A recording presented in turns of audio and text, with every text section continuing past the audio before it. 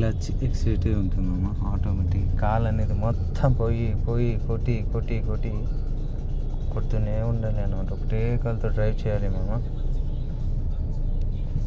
ఒకటే దాంతో చేయాలి డ్రైవింగ్. ఇది జస్ట్ బండి వచ్చి 1,20,00,000 ఉంటుంది మామ. ఇది వెహికల్స్ 1,20,00,000 వెహికల్స్ అంతే. బ్రేక్, ఎక్స్లేటర్, ఇది కెమ్టీ అన్నమాట. ఇక్కడ లాంగ్గా ఉంటుంది, చాలా చిన్న కార్ అన్నమాట.